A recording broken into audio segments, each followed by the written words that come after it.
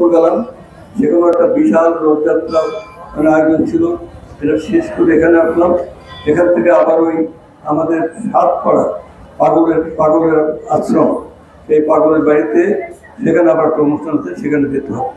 এই কথা ছেড়ে আমি তারপরে আজকের দিনের মতো মানে আবার বাড়িতে আবার লোকজন পারবে।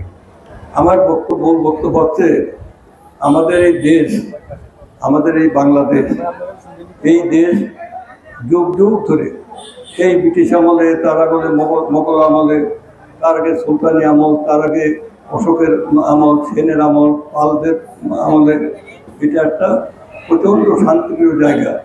এখানে এখানে আপনার মানে হিন্দু মুসলিম আগমন হয়েছে এই 1201 খ্রিস্টাব্দে। তার আগে ওই হজরত মানে শাহজালাল, খান জাহান আলী, আমানত শাহ, বিভিন্ন বিভিন্ন পয়গম্বর, তারপরে সেখানে আপনার মানে মসজিদে বাউল, এরা সব মিলে হিন্দু মুসলিমের মধ্যে একটা ইয়ে চলে এসছে যুগ যুগ ধরে। তাহলে এই দেশ ধরনের সাম্প্রদায়িক সম্প্রীতির দেশ।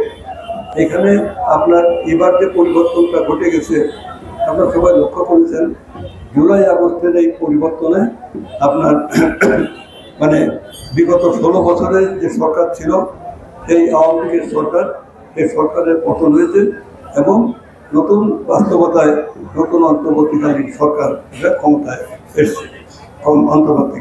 এরপরে যখন নির্বাচন হবে, নির্বাচনের পর দেশ, তখন নির্বাচিত সরকার দেশ পরিচালনা করবে।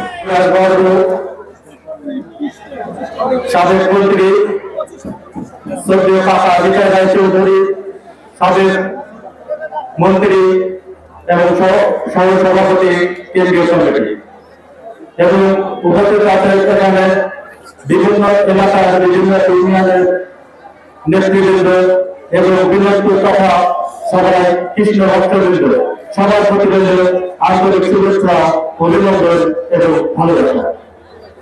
এখানে বক্তব্য নির্ধারিত করবে না, কারণ এখানে এই যে টাকা, এখানে তার প্রথমে সেই উদ্বোধন করেছিল আমাদের যে নামযোগ্য এই অফিস ঘাটটি তারই অনুদান এবং তার প্রতি দৃষ্টি আকর্ষণ করা হয়েছে।